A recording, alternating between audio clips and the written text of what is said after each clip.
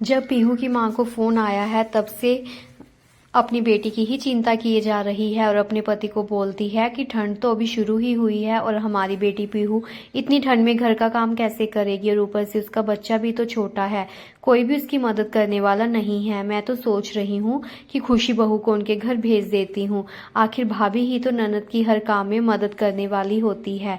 खुशी अपनी सास की बातें रसोई से सुन रही होती है और अपने पति को बोलती है कि मैं नहीं जाऊंगी दीदी के घर, उनकी सास है ना उनकी मदद करने के लिए। तो खुशी का पति विक्रम बोलता है कि अगर तुम नहीं जाओगी दीदी के घर तो माँ घर में लड़ाई करेगी और पूरा घर सिर पर उठा लेंगी। तो खुशी कहती है कि अपनी बेटी की बड़ी फिक्र हो रही है, जब मेरा बेटा हुआ था तब तो कोई नहीं आया मेरी मदद करने, ना दीदी और ना ही मेरी सास, मैंने खुद अपने बच्चे को संभाला था और घर का भी सारा काम किया था। तो विक्रम बोलता है कि छोड़ो अब पुरानी बातों को, तुम कौन सी बातें लेकर बैठ गई। इतने में खुशी की सास वर्णी कमरे में आती है और बोलती है कि बहू आज शाम को ही अपने कपड़े बैग में डाल ले, तुम्हें विक्रम छोड़ आएगा पीहू के घर। ठंड बहुत बढ़ गई है और पीहू अभी काम नहीं कर सकती, तुम्हें जाकर उनके घर का भी काम करना है, पीहू और उसके बच्चे को भी संभालना है। तो खुशी सास के सामने कुछ नहीं बोलती, बस यही कहती है कि माँ नक्श को कौन संभालेगा और उसका स्कूल। तो विक्रम बोलता है कि मैं उसे स्कूल छोड़ आया करूँगा। खुशी कहती है कि वो मेरे बिना कैसे रह पाएगा।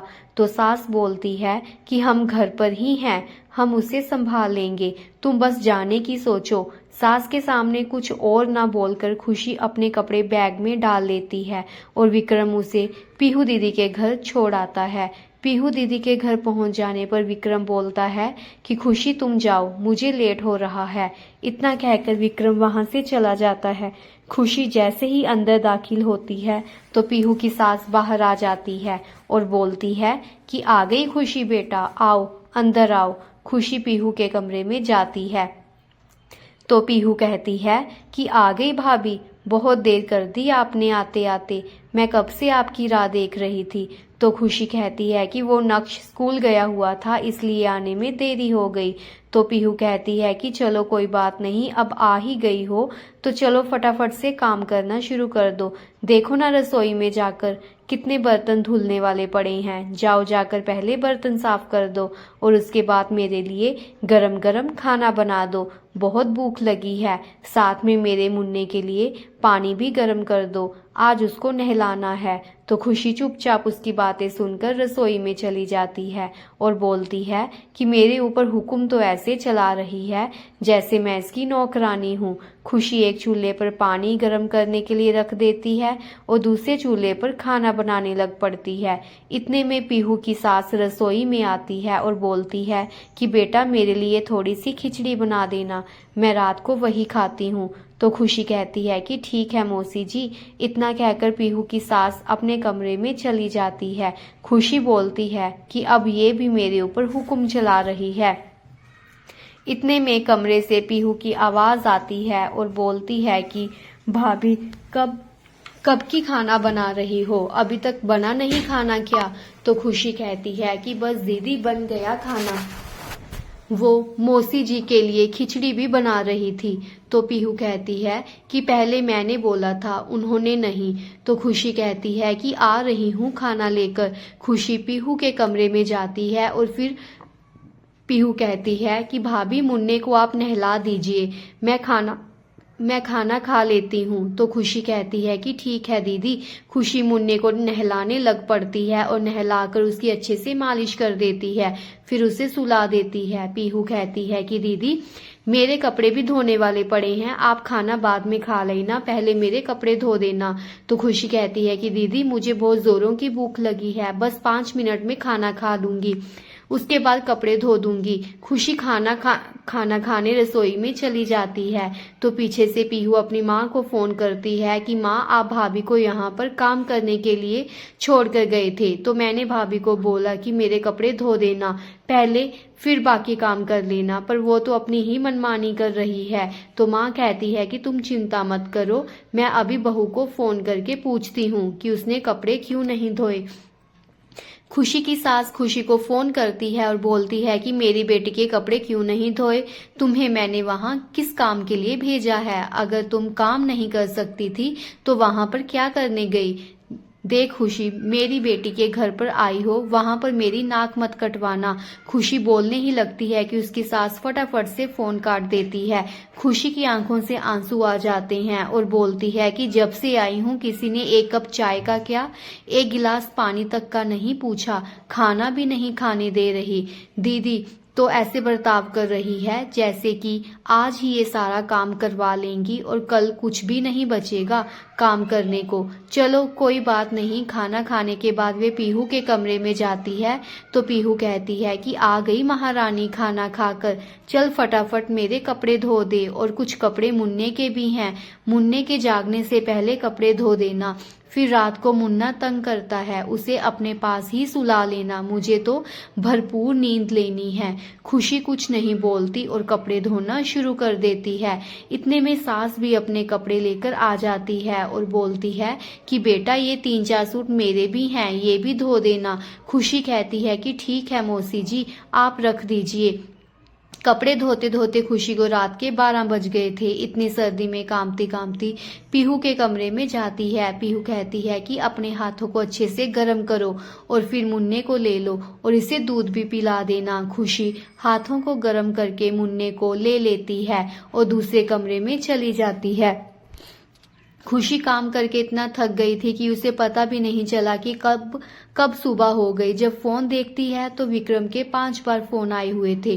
वे विक्रम को फोन लगाती है तो विक्रम बोलता है कि तुमने फोन नहीं उठाया, वहां पर सब ठीक है ना? तो खुशी सारी बात बताती है तो विक्रम को गुस्सा आता है और बोलता है कि ये कैसी बात हुई, काम करने के लिए बुलाया था, पर ये बात थोड़ी ना है कि उसे घर की नौकरानी ही समझ लो, ठंड के कारण तुम्हें जुकाम हो गया है। तो विक्रम बोलता है कि पीहू कहाँ पर है? तो खुशी कहती है कि उसकी सहेली का आज जन्मदिन है, बस वे पार्लर गई है तैयार होने। तो विक्रम बोलता है कि ऐसे तो बोलती है कि मेरे से उठा नहीं जा रहा, बहुत कमजोरी हो गई है और खुद पार्टियों में जा रही है। विक्रम बोलता है कि मैं अभी माँ से बात करता हूँ और तुम्हें घर वापस लेकर आता हूँ।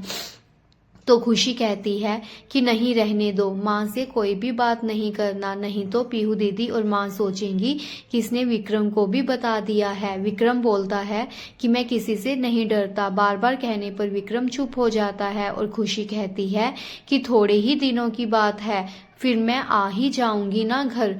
फिर खुशी कहती है कि चलो ठीक है, मैं आपको बाद में फोन करती हूँ। तो विक्रम बोलता है कि ठीक है, अपना ध्यान रखना। फिर विक्रम फोन काट देता है। खुशी जब पीहू के कमरे में जाती है तो देखती है कि दीदी कमरे में नहीं है।